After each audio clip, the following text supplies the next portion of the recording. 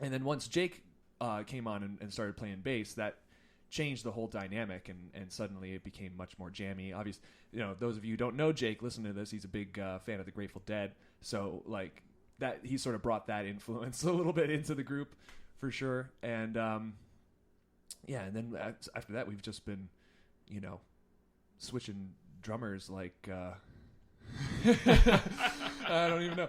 Like, I can't even think of a good analogy for that. But yeah, we've just been changing drummers like socks. But now we got Jeff Bianchi on the drums, and he's fantastic. He's an incredible drummer. Definitely. Very talented, very versatile, and he's good on the fly too. Because a lot of the stuff that we do when we play is improvised. I don't know if everybody knows that or not, but a lot of times when we go into a solo or we go into a jam, it can be different anytime. I like to use our song Capricorn as an example for that, because definitely when we get into the jam, which goes on for however long it goes on for, every time we play it, Jake does something different on the bass, and every time we play it, I do something a little different on the guitar. Like we try to make it so that it's fresh and unique to that particular performance, almost like it can't quite be contained into one thing. It's always something different. It's always something, it's always something a little different. Nice. You said that your newest song had kind of more of a punk vibe, punk feel to it.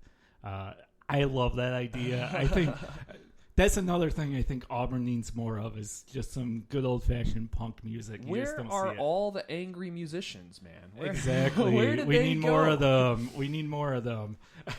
Rage Against the Machine type of, Exactly. Yeah, definitely. Which they're touring again this year. I know, it's pretty cool. Really cool. Really would love to get to one of them.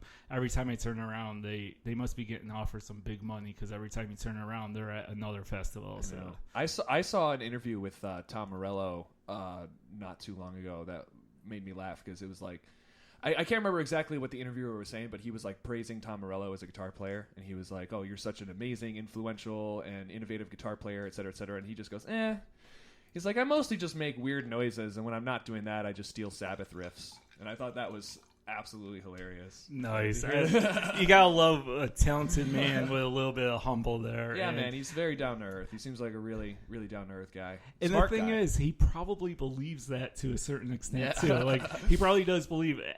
I don't do much too special, but I'm sure there's a lot of fans out there that disagree for sure. Yeah. Sure, absolutely. So, let's see here. So this interview is a little different, because usually I have questions lined up. We're really just kind of hanging out, dude. We're hanging out. We're having a drink, and who knows where this is actually going to go. So I'm sitting here trying to rack my brain as to the next question for you, and it's going to end with a song. Either way it ends. It doesn't really which is the most exciting part of the show. If you find a fork in the road, take it. That's what Yogi Berra said. All right, and hopefully along the way you'll find some spaghetti to use the fork for. Yeah. Although I think those are different forks we're talking about, but that's all right. That's all right. Both are important in life, right? That's right. If you don't mind, can we talk a little bit more about the other band members there? Oh, I'd love to. All right, fantastic. Let's start with Jake. Oh, hell yeah. He's the most important one. So Jake, hopefully your other band member isn't listening to that, but that's okay. Well, Jake and I have been doing this together for a few years now, and speaking of which, how long have you been with the Primates in any form, fashion? I want to say it's been about 4 years. Okay, maybe a little less, but it's been. Actually, I'm not sure. Yeah, I'll say 4 years. 4 years is a good bet. 4 years sounds good to me. So Jake joined with us fairly early on. Like I said, it was me and Ryan O'Hara when we started, and then when Jake joined, I mean, I lived with Jake for a couple of years, and one thing I'll tell you for sure, I haven't met anybody in my life that's as serious about music as this guy was. I mean, I swear to God, this guy would get up in the morning, eat breakfast, and then practice for hours, and then he wouldn't stop until it was time for lunch, and then went back to practicing, and then got back down for dinner, and then went back to practicing and would go to bed. And he would do that every single day. Like, he was seriously at least 16 hours of practice every single day. This guy was a freak. So, absolute freak. And you know, it shows when he plays too. You can see, because he knows so much about what he's doing. You know, he went to you know, just last year or the year before, I think he went to OCC for a music degree. You know, just because he wanted to get better and learn more, and that just excelled his knowledge even further. But yeah, no, he's an exceptionally talented bass player. I think what he and I do is very much almost like intertwining. It's like we have a thing where you know, I'm playing the guitar and he's playing the bass, and we're sort of bouncing off of each other, and we're sort of wrapping around each other and sort of moving it forward as almost a single unit. It's pretty cool. It's definitely I'm definitely very happy to have him in the band for sure. He's phenomenal. And definitely fantastic to listen to. All the shows that I've ever seen all of you guys play have always been very, very enjoyable. If you have not seen them, definitely come down to Moondogs next time they're playing, or any other time that they're playing. Make the trip to check them out, because you won't be disappointed. They're fun. The crowd loves them. The crowd gets energized. Everyone is always dancing with it. So let's move on to your new drummer. Mm-hmm. And as I said, I'm horrible with names. I've been told the names seriously 5 times now, and I'm still sitting here drawing the blank. So I'm just going to let Chris take over. Well, our new drummer is Jeff Bianchi, and we've been playing with him for a few months. You know, he's fairly new to the group, but we love having him on board. He's phenomenal. He's I actually first met him, believe it or not, I want to say like 8 years ago in church, of all the places.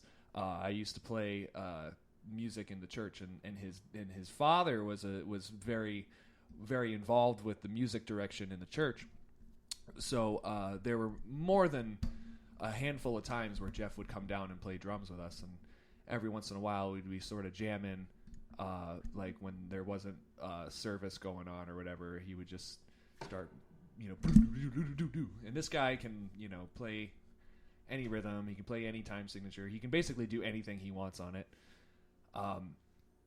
But he's also he's pretty legit, man. You know, I hope I'm not misremembering, but I'm under the I'm pretty sure he toured with Zach Brown Band for a while. Like, really? Yeah. Very cool. I actually saw them out in Vermont. It must have been like, I don't know, 7 years ago or something like that. And one heck of a show out there. The one thing I always remembered about that show, though, more than anything else, is the fiddle player. Mm-hmm. Holy crap, the fiddle player at the time, I don't know if it's still the same guy or not, but that's what actually kept me there more than anything. Yeah. Just watching him and how fast that dude was on that fiddle was impressive. Yeah, impressive. I haven't seen them at all, but I you know the live album Pass the Jar? I'm not super familiar. Yeah. Honestly, the reason I went and saw them is because I met this comedian while I was working in Vermont for a fair, and he's like, "Hey, I have a ticket to the show. I can't make it. Do you want it? I know you're sitting here alone in the hotel room, 12 hours from home or whatever, 6 hours from home. Why don't you go to it?" I was like, "Free music? Okay, yeah, I'll go." So. Yeah, that's that album Pass the Jar is really like the only Zach Brown Band album that I ever had. It's a live album, and there's some really sick tunes on there. They do a like sort of a jazzy cover of Blackbird by the Beatles on there. There's like they do The Night They Drove Old Dixie Down, and there's what's the other song? I see my light come shining. I shall be released, right? Wasn't that a Bob Dylan song? Bob Dylan, and then the band covered it, and Yes, it is. We're getting a head shake from someone else in the studio. so and that's the other thing. Today we're in the studio of Cayuga On The Rocks. This studio is amazing because it has a kitchen table, a fridge, a stove, everything you could want right in a studio. In a bathroom. How great is that? There's a toaster oven over here. I mean, okay, AKA my kitchen, but whatever. The studio sounds a lot better for that. Anything can be a studio as long as it has equipment in it. Are you a fan of Mitch Hedberg, a comedian? I am, yeah. Yeah. Anything can be a bedroom as long as you put a bed in it. Yeah. He's like, an escalator never breaks down. It only temporarily becomes stairs. Yes. Absolutely love him. But anyways, back to that. So your drummer definitely is a talented man. Yeah, he's the man. And, we've been over at his house a whole bunch practicing, and he's got some really cool pets at the house, man. He's got a really cool dog. And some really cool cats too. So, it's always good to see them every time I show up. They come to greet me as soon as I show up in the door. But nice. Now, if you do a studio album, maybe they'll have some guest vocals from the cat and dog. Oh yeah, sure. Awesome. Well, I think even though he's not with the band anymore, I think there's one person that we have to talk about. And let me just say, morning. Yeah, we all know that's Ricky Rhinone. Yeah, Ricky played drums with us for like 2 years, and Ricky was in a lot of ways kind of the lifeblood of the band for a while. I mean, for those of you who don't know Ricky Rhinone, that's the first thing you got to know about him. It doesn't matter what time of day it is; he will always tell you morning. Doesn't matter, and people are so thrown off by it. It doesn't matter if it's 7 o'clock at night. People are like, "What do you mean it's morning?" It's morning.